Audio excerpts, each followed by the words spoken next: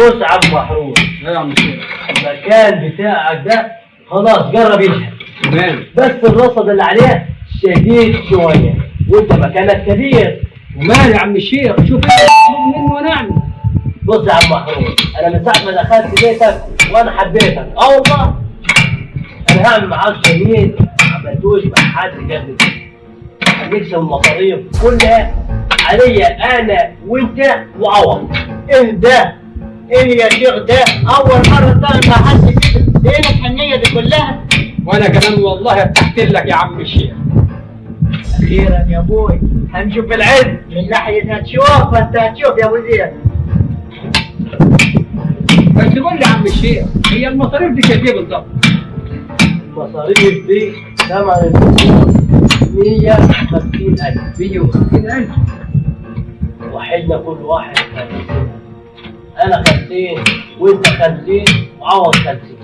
والله انت كلامك 100 يا عم الشيخ، انا مش عارف اقول لك ايه. بص بقى يا عم محروس، انت تروح تاخد الفلوس وتجيب البخور انت بنفسك.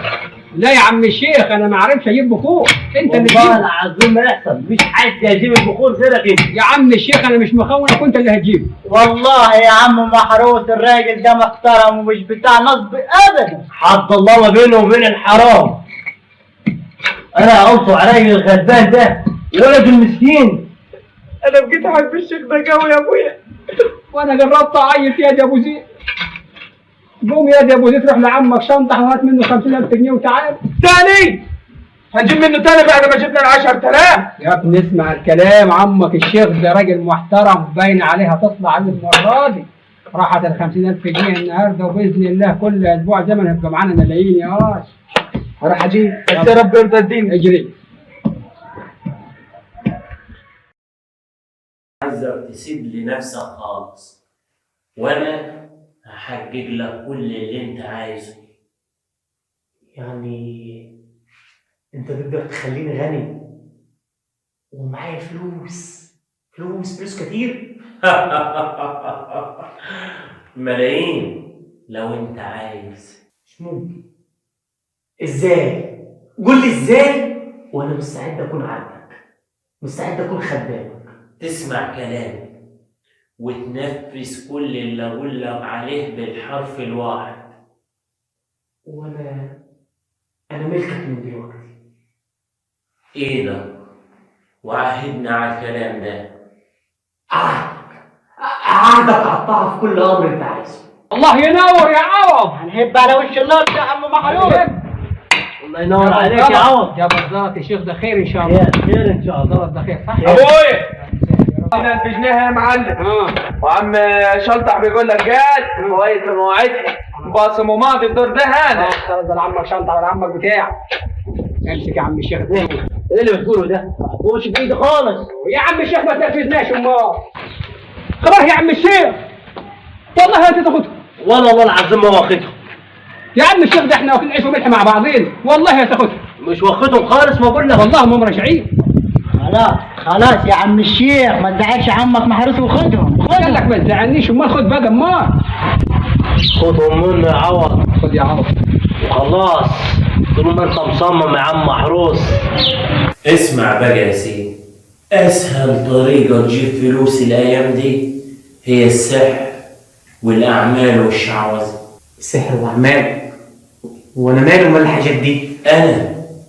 انا هعلمك. تعلمني؟ هو انت مش كنت جاي لي انك انت راجل اعمال؟ كل الاعمال بما فيهم السحر والشعوذة. والحاجات دي انت عرفتها منين يعني؟ ده انا اساسا. ازاي؟ اقول لك انا يا سيدي، بس اوعى تقول لحد.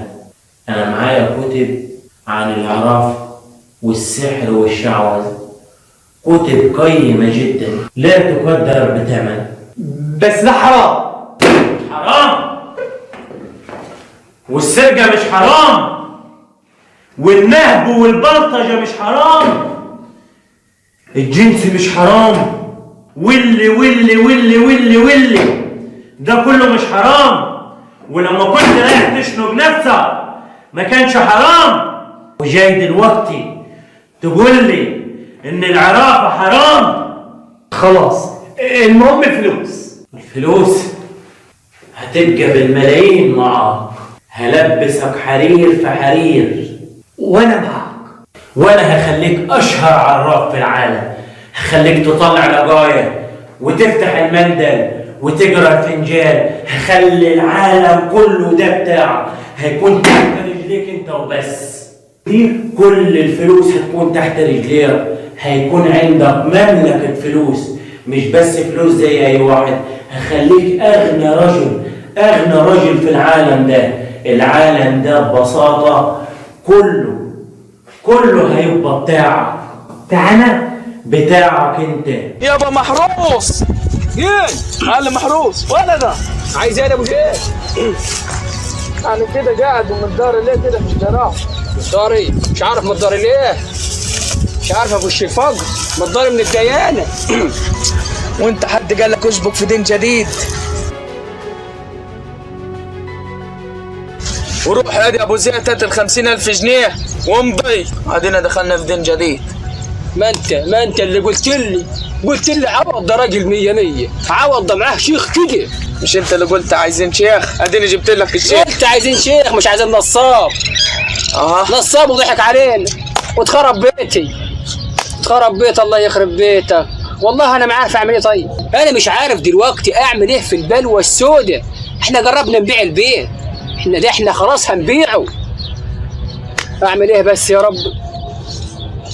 يا دي الوقعه السوداء، يا وقعتك السوداء يا محروس. وقعتك السوداء؟ طب ايه ليه مش مجايبك؟ ما تقولش مجايبي عشان انت اللي قلت لي جيبه.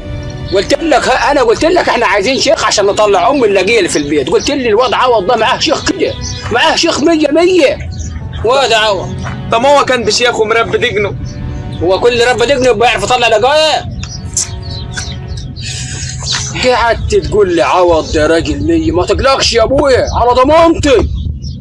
يا دوبك هو ما يقول هنجيب البخور، قلت لا خد ال 50,000 جنيه دي وجيب بيها البخور. اعطيته ال 50,000 جنيه، اعطيته خلاص. ما انا كنت واثق فيه. ما انت قعدت تقول لي عوض ده 100 ده مضمون يا ابويا وعلى ضمان تاني، وقعدت تقول لي انا حبيت الشيخ قوي يا ابويا، حبيته قوي يا ابويا. حبك برص. طب ما انت التاني ما قلت حبيت الشيخ ده قوي ودخل قلبي. دخل قلبك وخد ال 50,000 جنيه. ده دخل البيت يا واد، دخل البيت ونفضوا. ويا ريتها فلوس، ده احنا متداينينها. كمان شايفني وانا رايح اجيب ال 50,000 جنيه من عند شنطه. ما تفكرنيش ده عمك شنطح هيشنطحنا اخر شنطح. خلاني بصمت ب10. فرحان انت بالبسط. مش انت اللي قلت له روح اجيب ال 50؟ قلت اعمل ايه يعني؟ انا اعمل ايه؟ ما انا قال لك عمك بشرى قاعد يقول لي الكنز يا محروس، الكنز يا محروس. قلنا نجيب حد. انا ما خايفش غير من عم بشرى ده. والله انا خايف من ابويا قال لي فيه لاقيه عندك في البيت ويا واد لازم تشوفها. ما عارفش الراجل ده عم يخرف ولا ايه؟ عارف احنا عملنا زي واد يا ابو زيد؟ عملنا زي ايه؟ عملنا زي بتوع الكشتين يخسر يضطر يتداين عشان يكسب. ويتداين ويخسر واحنا كده نبحث اللاقيه، نبحث النقره، وبعد شويه يجي واحد يضحك علينا ويمشي. طب ونقول عشان نعوض. طب ما احنا بنخسر على طول. تعرفش احنا اللي عبايط ولا هم اللي عبايط؟ هم مش عبايط، احنا اللي هبل. عم يضحك علينا بأقل سهوله. بس انا لازم اطلع اللاقيه في البيت. طول ما عمك بشرى الراجل ده قال لك فيه لاقيه يبقى فيه لاقيه. تروح فين؟ اقول لك يا ابو زيد. قول يا معلم. انا سامع ياض ان فيه راجل شيخ في البلد اللي جنبينا عم يقولوا عليه شيخ 100. انا ما خايفش غير من الشيوخ اللي ما تقول عليها 100 انت دي. بقول لك ما انت ده كده قلت عليه 100 اللي ما عوض. لكن ده عم يقولوا عليه راجل ياض عنده كرامات عاليه. كرامات؟ ايوه كرامات يعني ما عرفش هم ما يقولوا عليه كرامات. ما تخلبطنيش اكتر من مخلبط. المهم الشيخ ده عم يقولوا اما يعمل معجزات معجزات. ايوه معجزات. هي دي المعجزات. اقول لك يعني قال لك في البلد اللي جنبينا دي كان فيه مره لها 10 سنين مش عم تخلف، وعمل لها حجاب خلفت. وسبحان الله خلفت. طب ومال الخلفه ومال اللقايح؟ يا حمار افهم، يعني راجل يفهم في كل حاجه. قال لك يعرف في الطالع ويعرف في الفنجان ويعرف في كل حاجه، والناس دياتي هي يا معلم اللي عم تطلع لقايح، واحنا مش هنخسر حاجه. احنا نروح له انا وانت ونقول له على اللقيه اللي في البيت عندنا ونشوف هيقول لنا ايه. يا خوف انت تبيعنا القراطين اللي حدانا. هم كلهم قراطين ما لهمش لازمه، كده كده هيتباعوا عشان عمك شنطه. هو القراط هنا ب 2000 جنيه واحنا علينا 100,000 جنيه، يعني كده كده هنبيع القراطين وهنبيع البيت. يبقى نلحق نفسنا ودي الناس ونروح للشيخ ده. يلا نروح. يلا نروح.